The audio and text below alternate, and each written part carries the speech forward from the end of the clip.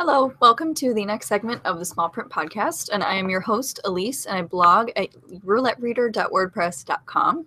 I'm Dawn, and I blog at bangbangbookblog.com. And today is the last segment of the Kiss of Deception reread that we've been doing for the past couple months. Today we're going to be focusing on chapters 60 through the end of the novel. So let's get to it. All right. Chapter 60. She's having these dreams again. And I underlined something right here in the beginning. She said, I startled awake several times during the night after seeing the wide-eyed stare of a blood-soaked puppet. And then as I hovered over it, the face would transform to Greta's. What's that about? A puppet that turns into Greta. I don't know. Did you not notice that? No. I don't know why that popped out to me. I was like, what the hell? Puppets? Blood-soaked? No. Yeah, puppet is an interesting word to use. Yeah. Maybe we can put a pin in that. Okay. Yeah. She is having more dreams, like you said, and she keeps hearing this, or recalling the "in the farthest corner I will find you." That does appear again, as we have found out. There are more signs of life in the area that they're passing through to get to Venda. And we're still not sure who these people are, because it's not... Well, could this be Rafe at this point? Because didn't you say in the last podcast that he's like circling around to get to Venda ahead of them? Yeah. This might be them. Yeah. So signs that they are in fact catching up with them. Leah is assaulted in this chapter by Malik. And Grizz, who saves her? Yeah, Grizz saves her. So there is a thing between her and Grizz that has been hinted at earlier in this book, actually, when she, Malik of her, and he interrupts and basically saves her. Because Grizz is huge. There was no way that, Malik is huge. There's no way that Leah would have been able to stop him. And he speaks Morganese, but he doesn't want anyone to know. Why? We don't know why. Grizz doesn't? Yeah. He says don't tell anyone. It's a secret. So that's interesting. Yeah. And then she talks about these animals that they see. That's what I kind of pointed out. I wasn't quite sure what animal it was. Was it an antelope? Well, yeah, it's like a horse with antlers. Really sharp. They used to be pets. Yeah, I'm like, I don't remember an antler being a pet, but sure, I don't. Well, it was like, is it a horse that like mated with a deer? But then I'm like, but they are riding horses. Horses are not extinct. That threw me. The pet thing threw me. So I don't know what animal she's referring to. Yeah, I'm curious about what that is. That was it for chapter 60 for me. Yeah. 61 is Caden, and he's discussing where they are, and I think they might be in like Colorado area, because he mentions a great river several times in this last segment of the book. But at the bottom of one of my pages, he said, I wanted to lie to her, to take back my whole life and rewrite it in a few false words. So he is really regretting some of the past choices that he's made that is now keeping him from being with Leah. And we don't really know what those are until the next book. Yeah. But he's voicing them even more now than he ever did in the book before. So basically this chapter is Caden telling Leah that when he decided to let her live, which I found interesting as well. Any other comments about that? No. The Last Testament of Gaudril is this one is where we officially get who stole Morrigan and he sold her to Aldred. This is the first time we're getting this information. Yeah. If you read her novella Morrigan, you'll get the history behind this of who Aldred is and Harik and all that stuff. So one word that's interesting is Harik the thief. He stole my Morrigan. But we know that the dragon is the seed of the thief. So is he the seed of Harik? But what's great about this book is there are a lot of thieves in this book. So we don't know if Harik is the thief. Caden could be the thief because he stole her. there are a whole bunch of thieves in this book, so we still don't know who the dragon is. Well, and Aldred himself is a scavenger, yeah, which could also be defined loosely as a thief. Yeah. Mm-hmm. So still not super clear on that. Who the dragon is. Right. Chapter 62, Leah escapes the group via a bison stampede, which was a pretty great chapter. Yeah. I didn't have any other comments about that, though. No, that it's just that this is make a quick decision. More confirmation that this is America because of the bison. Right. And 63, Caden and his band of vagabonds go and search for her, and she went into a forest. And this forest is one that people avoid at all costs. Mm-hmm. And they are terrified to go inside a group of thieves and criminals. Yeah. And then 64 is Leah inside of the forest. And what I found interesting about this chapter is that she's reading the Vendan text and she's finally able to translate it. Mm-hmm. And so I underlined the child sprung from misery because we've already kind of established that that's Leah. That's referenced twice in this segment. Also, it says right here, the beast of the forest will turn away. Yeah. Keep that in mind. Yeah. Because she's now in a forest. And on the next page, there's that segment that goes from the loins of Morgan, blah, blah, blah, blah. I think the first segment is describing Leah. The second paragraph could possibly just be describing Venda past the Great Divide, which is probably like the Grand Canyon or something, or the Midwest itself. Mm-hmm. And where hunger eats souls. Obviously, Caden has mentioned several times that the people of Venda are always starving. And then I am beginning to even interpret that the dragon might be Leah's father. Yeah. And it's so many people that it could be. Yeah, this little thing right here kind of made me think that maybe it might be him. Because the wearing many faces, she says that her dad, first of all, he was not a emotional father. He was not really there for her. I can't remember what exactly she references, but she talks about her dad somewhere in this chapter or earlier in the book. I can't remember, but yeah, and then it just references Jezaliah until one comes who is mightier. Where did my mother get that name from? Not from this book, because they didn't have this book available to them. Yeah. Mm-hmm. Which is also interesting. How did her mother know to name her that? Right. If she had not had the book yet. Exactly. So she's asking herself these questions, and further realizing, like, okay, maybe this has got some credence to it. Maybe I am supposed to accept this destiny for myself. Keep in mind, she's still in the forest. Before we move on. Yeah. One thing I liked about this book is that we know, like, not early on, but somewhere in the beginning of the book, we know that she has stolen this book from the scholars. And in any other book, that's a mystery. Mm-hmm. It's like, what's in this book? She doesn't know what's in the book, neither does the reader. Mm-hmm. But what we realize is that we've been reading the book the entire time. Exactly. And I love, like, oh my, I've been reading this, all these little interludes has been the book that she's been trying to decipher this entire time. Yeah. I thought that was a little clever. It is. Yeah, it's a really great plot device. Yet another thing why I like this book. There's just so much to dig into. So Leah's translating the text in chapter 64. She's realizing her destiny. In 65, we get Pauline's viewpoint, and she's reminiscing on the fact that she's never known her father. I think this is why I thought that Leah's dad might be the father, because I think he is Pauline's father. Mm-hmm. Okay. Yeah, why would you have this random Pauline chapter in the middle of nowhere? Exactly. Where she's thinking about her dad. Mm-hmm. And we've already kind of established that it's very likely that Pauline is a seer as well. Yeah. Maybe not like to the extent that Leah is, but she definitely has the gift. So, and she's also having dreams concurrently with Leah. So my biggest note was, I think that Pauline and Leah might be sisters. Also in this chapter, we see that Gwyneth has been to Civica before. Mm-hmm. Dun, dun, dun.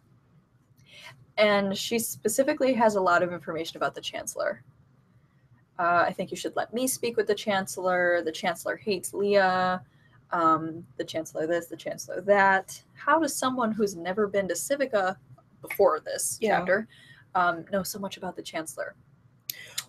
Well, there could be the theory that we know that she is in the the eyes of the realm. Yeah. And so could Pauline the Chancellor be no? Right. But I mean, I'm talking about Gwyneth. So could the Chancellor possibly also be in the realm, even though he hates Leah? I think they report to him. The realm? I think that's who they report to. So if he hates Leah, would he be a double agent? Possibly. Mm-hmm. That's not been confirmed. Maybe his hate for real is not real for Leah. Maybe it's been a protection type. We're not sure yet. Yeah, we don't know yet. Either way, he's a very intriguing character. 66. Rafe is telling this chapter, and this is where they're in the Great River, and that's what I thought to be the Colorado River. I don't know why. I just like noting about the location. And then this is when, at the end of the chapter, this was like shocking to me the first time I read this. Rafe utters the words that she has been hearing in her mind's eye this whole time. I will find you. In the farthest corner, I will find you. Mm-hmm. So he has now spoken it out into the universe, and we are coming to terms with the fact that he's been the one saying this the whole time. Yeah. Big news. Yeah. All right. So that was really all that happened in chapter 66.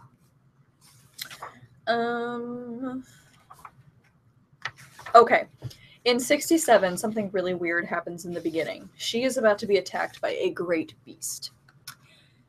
And if you remember, so in my book, it starts with the paragraph that says, "My heart was a rock in my chest." At the end of this paragraph, she says, I opened my mouth, but my tongue was so dry no sound would come out beyond a weak, hoarse whisper. Go away. His whiskers twitched, his tail flicked, and he turned, disappearing back into the forest. Okay, literally, the great beast of the forest has turned away from her. Further proving the prophecy poem on page 443 of my book. Sorry, I do not have the correct pages. So, yeah, I didn't notice that the first time I read it through. I did. I was like, whoa. Then she sees her brothers murdered in a massacre that happens on the plains below. And she watches her brother Walter die. And she meets a different band of Vendans, the ones that were attacking her brother. And she buries essentially all of the men that were killed. That was such a heartbreaking scene. That was a really sad chapter. Yeah.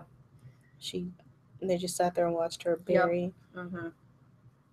And well, they helped. They dug the graves. They do help eventually. Some of Caden and Grizz, I think, did. Yeah. Mm-hmm. Caden, Eben, and Grizz helped Leah dig graves in chapter 68. So we're seeing some humanity. Some humanity and a sense of, I think, loyalty. Not loyalty, but I'm not sure what the word I'm looking for, between the Vendans and the Morgan people via Leah. Yeah. So I found that interesting too. All right. Next chapter. She's exhausted from digging all the graves. And then at the end of the chapter, she hears that couple statements from Rafe again. I will find you in the farthest corner. I will find you. I'm on chapter 69. Okay. Yeah. They are even closer to Venda, and they're about to enter it. And I don't think I have too many comments about this chapter. Leah accepts her destiny. Yeah. Well, she's starting to make allies with Eben. I think Eben is going to become another person that will help her in the end, because she killed his horse for him. Oh yeah, that's right. That was super sad. That was really sad. And she's finally, I think she comes to terms with that she's the chosen one in this one. And she ends the chapter by saying, maybe now it was I who would become the assassin. Yep. Chapter 71, Rafe is already at Venda, and he's planning an attack to save Leah with Sven and his other guys. in 1 and 72, we get more of the Song of Venda. And it's basically a reiteration of the one we saw a couple chapters ago. Slayer of hope until one comes who's mightier. So, chapter 72, Leah's recognizing the fact that the journey has changed her. She has seen too much. She is losing all of her naivety and sheltered upbringing, essentially. And Rafe says something to her. He says, "I'll make a life for you here, Leah, I promise." And she essentially reacts the same way that the reader does. Are you kidding me? You think that after all this time, after everything that you have put me through, the fact that he did not let her go down to the plane to try to save her brother, even though he's right in that she also would have died. Everything that's happened, you honestly think that she's going to be okay with that?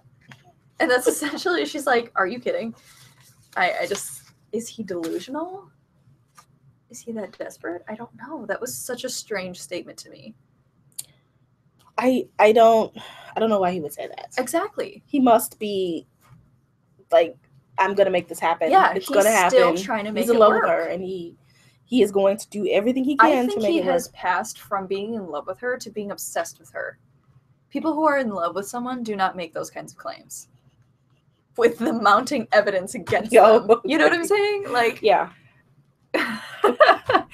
You know, oh my gosh, that was really weird to me.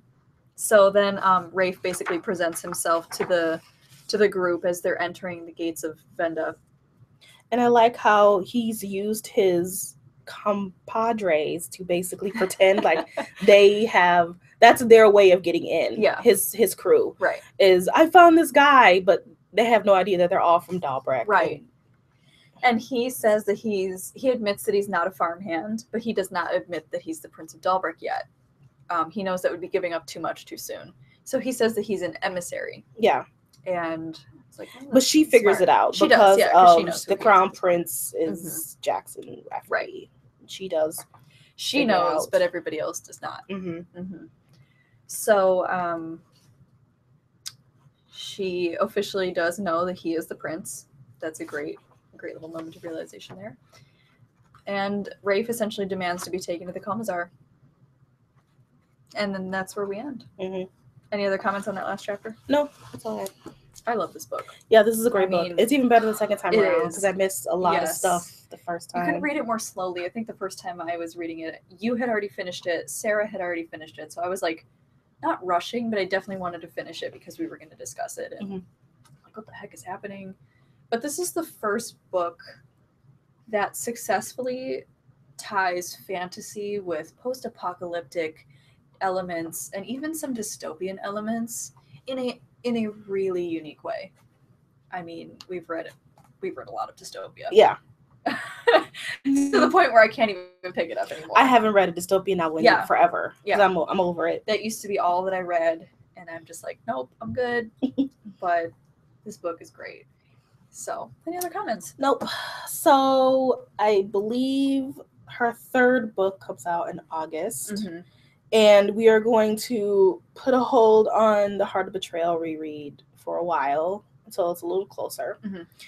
And we are going to start a new format for those of you who are interested. Should I say it now? Say it now? Yep. Okay.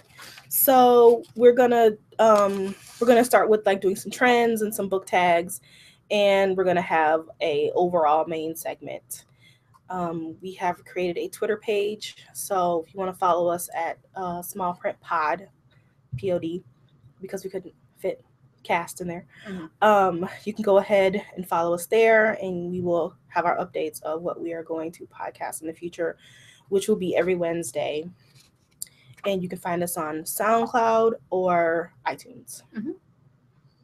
All right, so we will see you guys next Wednesday for our new format and exciting segments. All right, so follow us on Twitter at Small Print Pod, and we will see you next week. Bye.